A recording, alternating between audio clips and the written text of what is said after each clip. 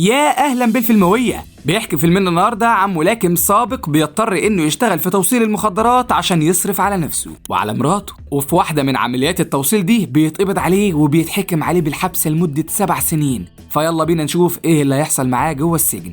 بيبدأ الفيلم ببرادلي وهو راجع لورشة تصليح العربيات اللي هو شغال فيها، وبمجرد ما بيوصل هناك بيلاقي المدير بتاعه واقف مستنيه وبيقول له انت مفصول لان الظروف اللي بتمر بيها البلد خلتني مش قادر ادفع مرتبات لاي حد، وعشان ما اظلمش الناس معايا انا قررت اقلل العمالة عندي. فبيتضايق برادلي وبيدخل عشان يلم حاجته اللي في الورشة، وبعد كده بيركب عربيته وبيرجع على بيته.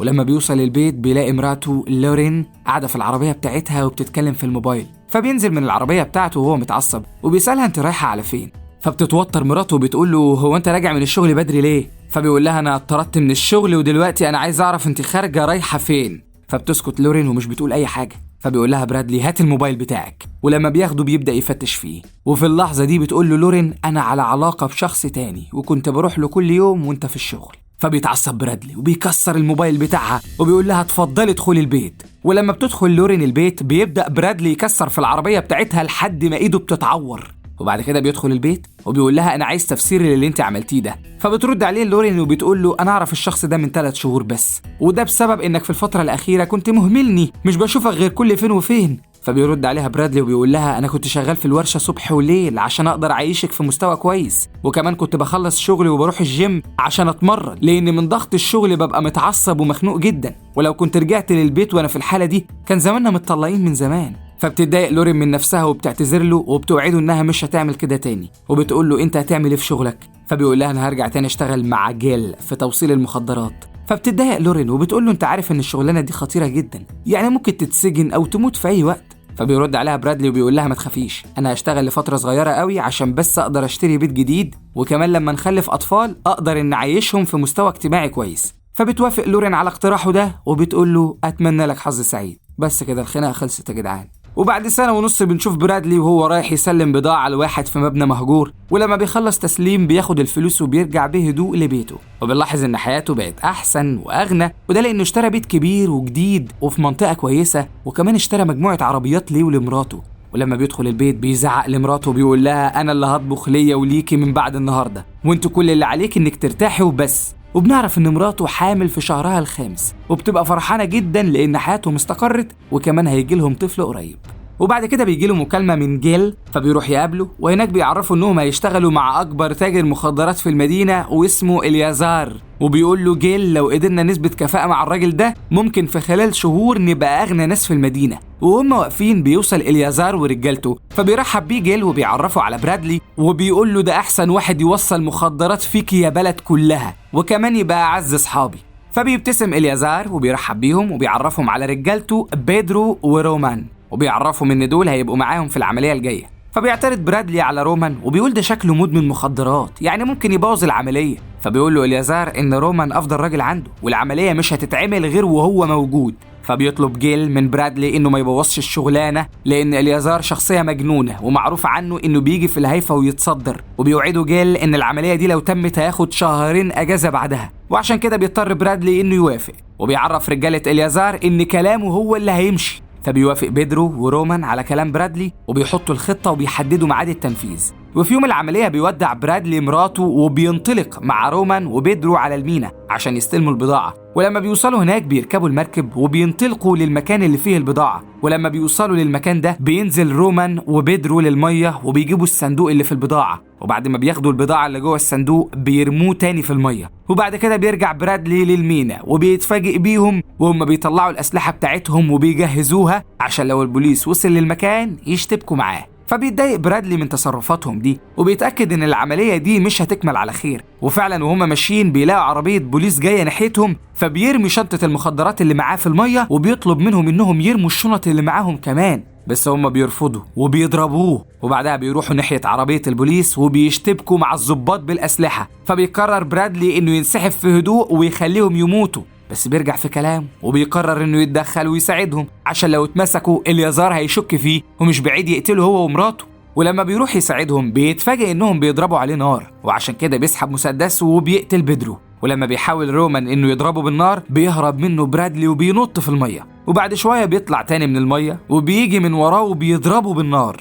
فالرصاصة بتيجي عند ودنه، ولما بيحاول يضربه طلقة كمان بيلاقي الذخيرة اللي معاه خلصت، فبيهجم عليه وبيضربه بإيده، بس البوليس بيحوط المكان وعشان كده بيضطر برادلي إنه يستسلم. وبعد كده بيتنقل برادلي لاسم الشرطة، وهناك بيدخل ضابط وبيبدأ يحقق معاه وبيحاول إنه يعرف منه أسماء الناس اللي شغالة معاه، بس برادلي مش بيقول له أي حاجة. فبيقول له ضابط براحتك، انت كده هتتحبس 5 سنين لان قضيتك كبيرة مش صغيرة. فبيقول له برادلي عادي، انا غلطت والمفروض اتحمل نتيجة غلطتي. فبيتعصب الضابط من بروده وبيسيبه وبيخرج. وبعد كده بتروح مراته لورين تزوره في القسم، فبيقول لها برادلي انا مش عايزك تحضري المحاكمة بتاعتي وكمان ما تجيش تزوريني في السجن. بس لورين بترفض وبتقول له انا اول ما اخلف هزورك انا وبنتك في السجن. بس برضه برادلي بيرفض وبيقول لها انا مش عايز بنتي تشوفني في السجن. فبتعيط لورين وبتوعده انها هتسمع كلامه وهتبقى مخلصة ليه طول فترة سجنه. وبيجي يوم المحاكمة بتاعته وبيحكم عليه القاضي بالسجن لمدة 7 سنين في سجن فرانكلين جيمس. وبيبقى السجن ده معروف عنه انه كويس والمساجين اللي فيه بتتعامل بطريقة كويسة شوية. وبعدها بيتم نقله للسجن وهناك بيسلم الدبلة بتاعته في الامانات، وكمان الضباط بيكشفوا عليه. وبيتعرف برادلي على واحد اسمه ليفتي، وده يبقى مسجون بقاله 28 سنة، وعشان كده بيبقى مميز شوية، بيقدر انه يطلع من زنزانته في اي وقت هو عايزه، وكمان الحراس بيحترموه وبيقدروه لانه بيتعامل معاهم باحترام. وبيقول له ليفتي ان الحراس اللي في السجن ده بيتعامل المساجين بطريقة آدمية، وبيطلب منه ليفتي انه يتعامل بطريقة كويسة مع الحراس عشان يقضي فترة سجنه على خير وما يتبهدلش او يتنقل لسجن مشدد. وبعد كده بيوصلوا برادلي للزنزانة بتاعته وبيمشي، وجوه الزنزانة بيبقى برادلي متضايق ومتعصب لانه هيقعد 7 سنين مش هيشوف مراته او بنته، بس بيقرر انه يتعامل بأدب مع المساجين والحراس عشان يخرج بعد نص المدة حسن سير وسلوك. وتاني يوم بيصحى برادلي وبيروح لمكتب دينيس، ودي المسؤولة عن الزيارات الخاصة بالمساجين، وهناك بتقول له دينيس ان الدكتور بتاع مراته عايز يزوره عشان يتكلم معاه بخصوص الحالة الصحية بتاعتها. فبيقلق برادلي جدا عليها وبيقول لدينيس هي حالتها خطيرة ولا ايه؟ فبترد عليه دينيس وبتقول له ان الدكتور ما وضحش اي حاجة عن حالتها الصحية، هو بس طلب مقابلته، وبتعرفه ان الدكتور هيجي يزوره الساعة 10. فبيرجع برادلي للزنزانة بتاعته وبيبقى قاعد قلقان وخايف على مراته. وبعد شوية بيجي الحارس وبياخده على مكان الزيارات، وهناك بيتصدم لانه مش بيلاقي الدكتور بتاع مراته، ده بيلاقي شخص غريب اول مرة يشوفه. فبيقول له برادلي انت مين وعايز مني ايه؟ فبيقول له الراجل اقعد واتعامل معايا بشكل طبيعي والا هسيبك وامشي وساعتها انت اللي هتندم. فبيقعد برادلي وبيقول له انت مين؟ فبيقول له الراجل انا واحد من رجالة اليازار وخيانتك لرئيسي كلفته 3 مليون دولار، وعشان كده احنا خطفنا مراتك وفي دكتور جاي من كوريا، يعني لو ما نفذتش الاوامر هنقتل بنتك وهي في بطن امها. فبيقول له برادلي وهو مرعوب انتوا عايزين مني ايه؟ فبيقول له الراجل في سجين اليازار عايز يقتله، بس السجين ده مش موجود معاك في السجن هنا، لا ده موجود في سجن ريدليف، وبنعرف ان السجن ده مشهور بانه اخطر سجن في المدينة كلها. فبيقول له برادلي طب انا هروح هناك ازاي؟ فبيضحك الراجل وبيقول له مش مشكلتي بقى، دي مشكلتك انت، اقتل حد من زمايلك في السجن، اعمل سحر حتى وروح على سجن ريدليف، انا ماليش دعوة، كل اللي مطلوب منك انك تقتل السجين ده. وعلى فكرة السجين ده اسمه كريستوفر بريدج وقاعد في زنزانة 99. وبعد كده بيمشي الراجل من المكان، وبعدها بيخرج برادلي من مكان الزيارات وبيمشي مع الحارس عشان يرجع لزنزانته تاني، بس وهو راجع بيمسك الحارس وبيعجنه ضرب من غير اي مقدمات، ولما بيحاول الحارس انه يدافع عن نفسه مش بيعرف وبيكسر برادلي دراعه. وفي اللحظة دي بيجي 3 حراس وبيقبضوا عليه وبيقرروا انهم يرجعوا للأوضة بتاعته، وبيقول له واحد منهم انت مش هتخرج من الأوضة بتاعتك لمدة اسبوع. بس برادلي بيبقى مصمم انه يعمل مشكلة كبيرة عشان يتنقل من السجن ده، وعشان كده بيمسك ال3 حراس على السلم وبينزل فيهم ضرب، بس بيقدر واحد من الحراس دول انه يضربه ويوقعه على الارض، وبسبب اللي هو عمله ده بتقرر إدارة السجن انها تنقله لسجن ريدليف.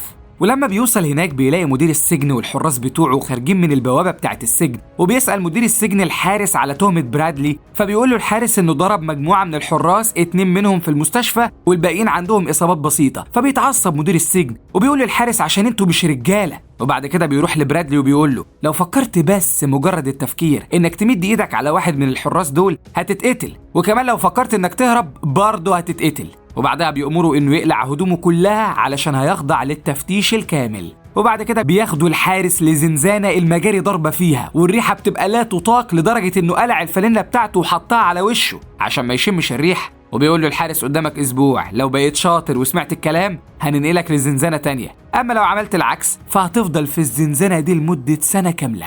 وتاني يوم بيخرج برادلي من الزنزانة وبيروح على الساحة بتاعت السجن، وبيسأل واحد من المساجين عن مجموعة الزنزانات رقم 99. فبيقول له إن الزنزانات دي بيتحبس فيها المرضى النفسيين والمتحرشين وكمان اللي محكوم عليهم بالإعدام. فبيسأله برادلي عن المسجون كريستوفر بريدج، فبيقول له المسجون إن مفيش حد في السجن بالاسم ده. فبيروح برادلي على مجموعة من المساجين وبيتخانق معاهم عشان يروح لمجموعة الزنزانات رقم 99. وبيدخل برادلي مع المساجين دول في معركة عنيفة وبيقدر إنه يهزمهم كلهم. وفجأة بيجي الحراس ومعاهم مدير السجن وبيقول له المدير انت دلوقتي هتروح لمجموعة الزنزانات رقم 99 وأوعدك انك مش هتخرج من هناك أبدا.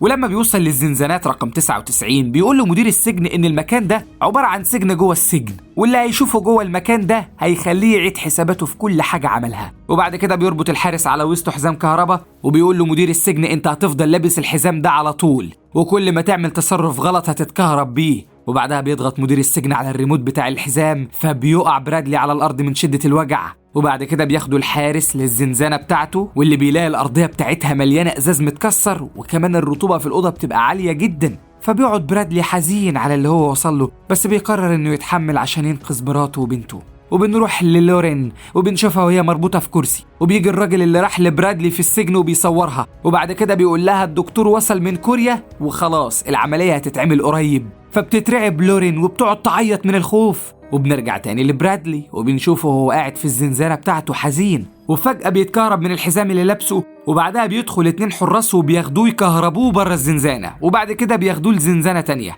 وفي الزنزانة دي بيلاقي قدامه إليازار ورومان ومجموعة تانية من المساجين. وفي اللحظة دي بيعرف برادلي إن إليازار عمل الخطة دي كلها عشان ينتقم منه. وبعدها بيقول إليازار لبرادلي انت خسرتني 3 مليون دولار وكمان قتلت جوز أختي بيدرو وخليتها أرملة. فبيقول له برادلي خلي مراتي ترجع لبيتها وانا دلوقتي قدامك اعمل فيها اللي انت عايزه. فبياخد إليازار الريموت من الحارس وبيكهرب بيه برادلي، وبعدها بيأمر رومان انه يضربه. وبعد كده بيطلع الموبايل من جيبه وبيفرجه على صورة مراته وهي مخطوفة، وبيقول له دلوقتي الدكتور هيعمل العملية لمراتك واتمنى ان مراتك تموت وهي بتعمل العملية دي عشان تبقى خسارتك الضعف. وبعدها بيهجم رجالة إليازار عليه وبيعجنوه ضرب وبياخدوه يرجعوه على الزنزانة بتاعته. وتاني يوم بيصحى إليازار من النوم وبيقعد ياكل وهو بيفكر في طريقة يقدر بيها يحمي نفسه من الكهرباء بتاعة الحزام. وبعدها بيقلع الجزمة من رجله وبياخد الفرش منها وبيقطعه لنصين وبيبدأ يحطه بين الحزام وجسمه. وبعد شوية بيجي الحراس عشان ياخدوه على أوضة إليازار،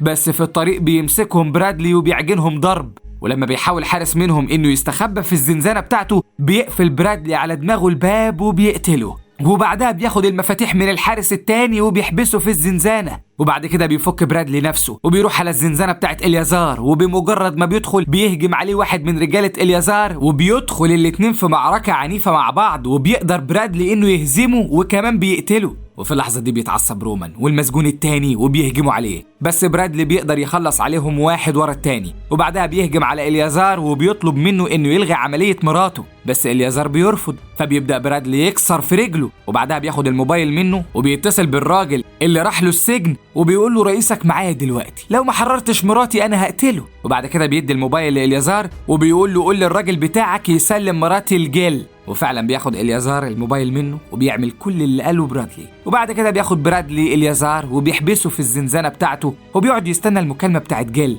وبعد شوية بيجيله رئيس السجن وبيطلب منه إنه يستسلم، فبيقول له برادلي أنا مستني مكالمة وبمجرد ما خلصها هسلم نفسي ليك. فبيوافق مدير السجن وبيقول له ماشي، بس لو اتأخرت أنا أقتحم المكان وهقتلك. وفي نفس الوقت بنشوف الراجل بتاع إليازار والدكتور الكوري وهم واخدين لورين وبيسلموها لجيل، بس جيل بيبقى معاه سلاح وبيضرب على الراجل بتاع إليازار نار وبيقتله. وبعدها بتاخد منه لورين السلاح وبتقتل الدكتور اللي كان المفروض هيعمل لها العملية. وبنرجع تاني لبرادلي وبنشوفه وهو بيكلم جيل وبيقول له خلي بالك من لورين وبنتي. وبعدها بيكلم مراته وبيقول لها دي آخر مرة هتسمعي فيها صوتي، أرجوكي خلي بالك من بنتنا ومن نفسك. وبيقعد الاتنين يعيطوا مع بعض.